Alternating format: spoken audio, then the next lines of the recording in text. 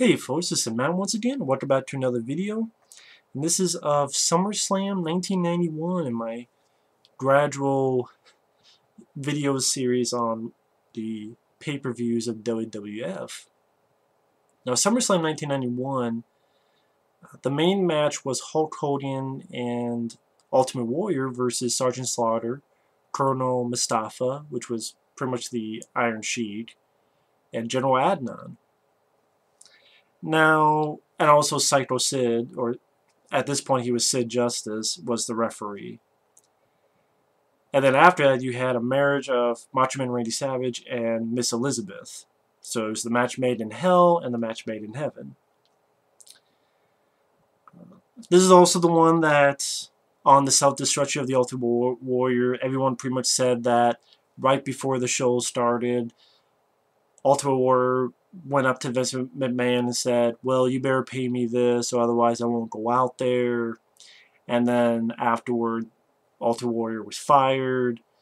But then, like years later, or maybe even just around the time Ultimate Warrior was kind of coming back to WWF, before his death, letters came out that Ultimate Warrior had actually asked Vince months and months before this about, wait a minute, I didn't get paid what I was supposed to at WrestleMania. How come I'm not getting paid this amount, even though I'm the champion, or I was the champion, and or no, not at that time, but he wasn't getting paid. He didn't get the money that he was owed. It was the politics I'm not really the most sure on. But that's the thing, is that it's all wishy-washy, because Ultimate Warrior wasn't a saint, but neither is Vince McMahon, and he has a lot of yes people who kiss his ass to keep their job, and Hogan's not a saint either, because there's been many times where he's lied and people have called him out on it and they were right. So you have a bunch of people that it's not really trustworthy, so who knows? Again, who knows? Because you can't trust any of them. But that's in the eye of the beholder, or that's those people. They're the only ones who know 100%. But I know this would be the last time we'd see Ultimate Warrior until, I think, the next WrestleMania, WrestleMania 8. But Gorilla Monsoon, Bobby the Brain Heenan, and Roddy Piper all three do commentary, which was a lot of fun. Again, I miss Roddy Piper. Heenan and Gorilla Monsoon worked very well together, so all three of them there was a lot of fun. First match, you have Ricky Steamboat, which really enjoyed the guy. It's like, wow, he came back to WWF, but this was, I think he only stayed on for a year. This is when he had the dragging gimmick with that stupid fucking outfit that looked like, he looked like he was ready to fucking float away and fly. And that weird ass, trying to look like a Komodo dragon or whatever the fuck it was. Or a real dragon or whatever the hell. And he did the thing where he spit the thing, big blast of fire comes out. Him, the Texas Tornado, and the British Bulldog versus Power and Glory, which was Hercules and another guy, and the Warlord. And Ricky Steamboat, he didn't really get to do much. I mean, this is a very, very talented wrestler, but he didn't really get much up in the card, so this might be the only pay-per-view he did. I forget if he was in Survivor Series. Again, if not, which I'll find out in the next video. If so, this might be the only pay-per-view. I'm not talking about back in the past. I'm talking about when he came back to WWF. I think this was the only pay-per-view he was on. And he just to do a little bit, but it's mainly him being the one that gets beaten up a lot. Texas Tornado, Bulldog does a couple stuff. Ends with the Dragon, Ricky Steamboat doing a flying crossbody after the Bulldog does his slam, and Dragon's team wins. So, I mean, it was okay. opening match because of the people involved. Mainly, nice to see Ricky Steamboat again, but it's not great. Unlike the next one, Bret Hart versus Mr. Perfect, which was a very fun one. Bret Hart versus Mr. Perfect, a lot of very good back and forth, one against the other. They worked really well together. I mean, Mr. Perfect was a very talented wrestler. Bret the Hitman Hart, what more can you say that hasn't been said? Bret Hart, very solid technical wrestler, just worked extremely well. And Bret Hart won and got the Intercontinental Championship from Mr. Perfect, which was a really great moment. I'd probably say the best match on the card, best match on the pay-per-view was Bret Hart versus Mr. Perfect. Natural Disasters versus Bushwhackers, which actually Andre the Giant was with them, and he's on crutches. This might be the last. I think this really was the last pay-per-view Andre was on before he died. I think that is the case.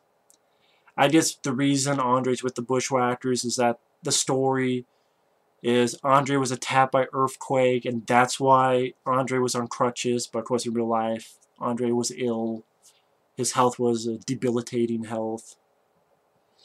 And it's really sad to see. I mean, yeah, I don't think his match at WrestleMania 3 is as... It's iconic for the... It's iconic, but it's not a great match. I don't know how else to put it. Like, it was nice to watch for the iconic state of it, but when you watch it without that part, it's Andre couldn't do much. So it's like, whatever. But that's really what Andre was there for, sort of to be there. They said that part. But still, it was really sad to see, this big giant of a guy just having to rely on crutches. So it was pretty sad. And the whole match itself, I just don't buy the Bushwhackers attacking these big, humongous guys like the Earthquake and Typhoon. I don't buy it at all.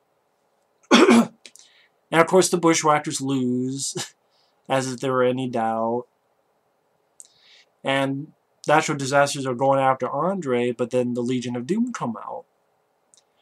And that's what seemed like this whole point of the match, was just to have sort of a build-up of Legion of Doom versus the Natural Disasters. Which, when I get to WrestleMania 8, I think that's what was supposed to happen, but I believe that's the case, but well, I'll talk about it then. Virgil versus Ted Dibiase. Pretty much at this point, I mentioned the last pay-per-view of, well, not the last one, but the Royal Rumble. Virgil punched $1 Million Man and left. By this time, Roddy Piper became friends with Virgil and trained Virgil. So it's Virgil punching, doing a time drop, clotheslining $1 Million Man. $1 Million Man beating Virgil's ass and doing a sleeper. But Sensational Sherry was there, who's with the $1 Million Man, hits with a purse. Sherry's made to go back. The match continues. Virgil hits Ted Dibiase. Ted Dibiase does some suplexes. Virgil hits... There's a turnbuckle that's been taken off and there's no pad. And Virgil's able to hit Dibiase on that. So that Virgil's able to win, and he wins the $1 Million belt, which belonged to Ted Dibiase. Virgil's crowning moment... And I laugh because that's sort of the joke is, who is Virgil and why do we care? But the crowd was really into it. I think that was I could get into the match because Roddy Piper, who's part of the commentary, he made it energetic. Like, come on, Virgil. as if he was Virgil's manager. So Roddy Piper made it, and the commentary made it exciting. And the crowd did too. I mean, the crowd was really behind Virgil because they were behind this underdog against the big villain, $1 Million Man. And I think that's why I could watch the match, because Virgil wasn't really that great of a wrestler, and he didn't really amount to much of anything afterward. But like I said, this was his crowning moment, and it was what it was. Big Boss Man versus the Mountie. I had fun with this match. The stipulation being whoever loses spends the night in jail. And I hated the Mountie. I mean, you're supposed to hate him, but...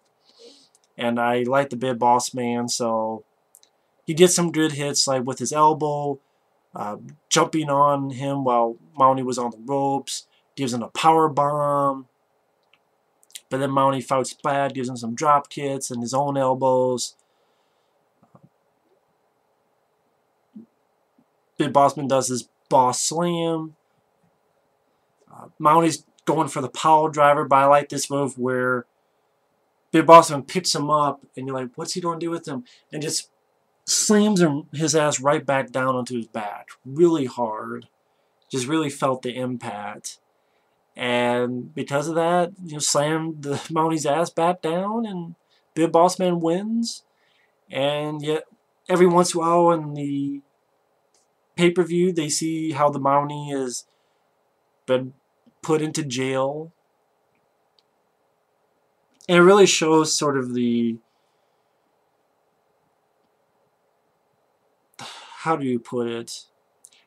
There's a part in jail where you have this guy who is completely effeminate with his voice. Well, hey, sailor, how's it going?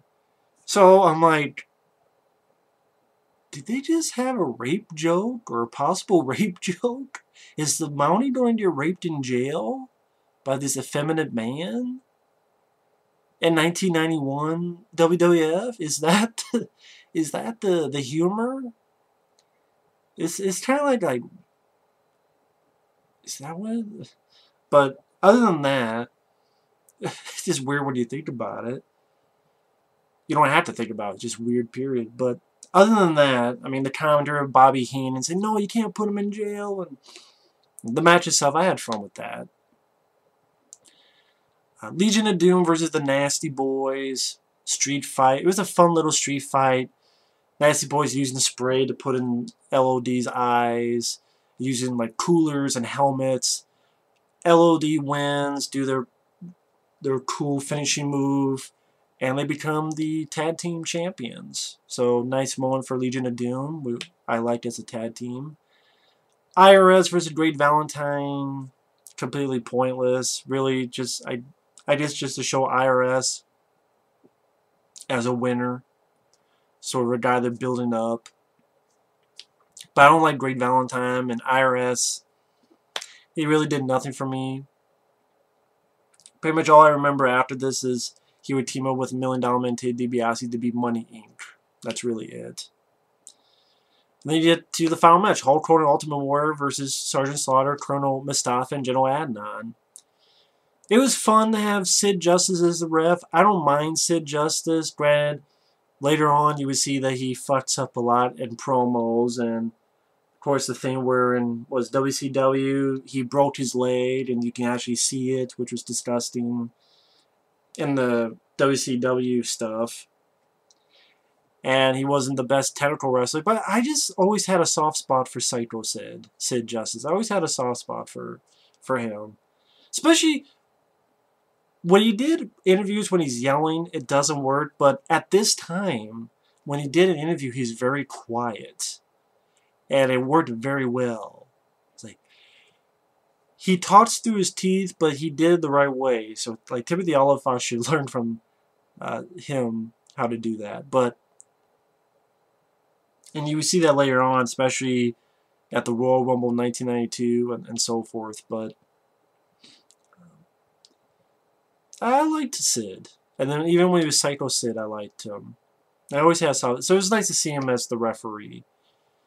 But the Ultimate Warrior had little to do. I'm like, he had little to do. I don't know if that was because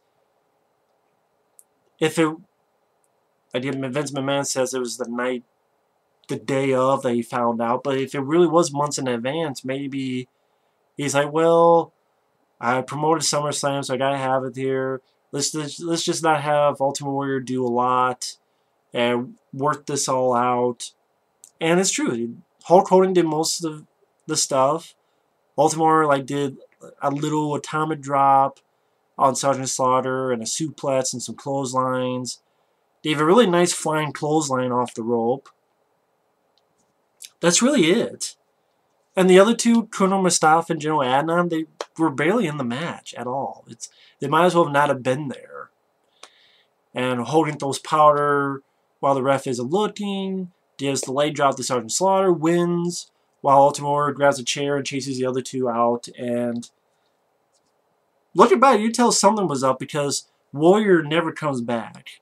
Hogan is celebrating by himself, and Hogan invites the ref, Sid, and shows Sid how to do the poses and do the poses with me. And so you knew something was up when you look back, and I was like, oh, that's why. Because normally Warrior would have been out there and such. So, I like this overall.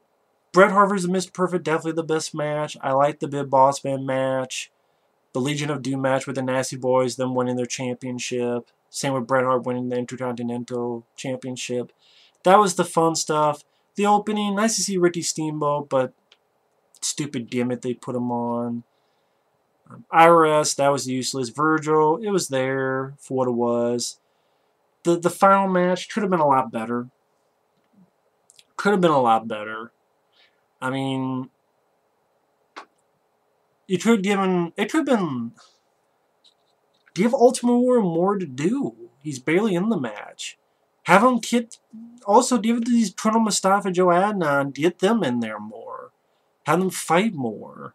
Hell, you could have just Ultimate Warrior just beating the shit out, both of them, bomb, and it could have been a lot better. It could have had a lot of usage of, I mean, it was really, mostly it was just Sergeant Slaughter and Hulk Hogan again.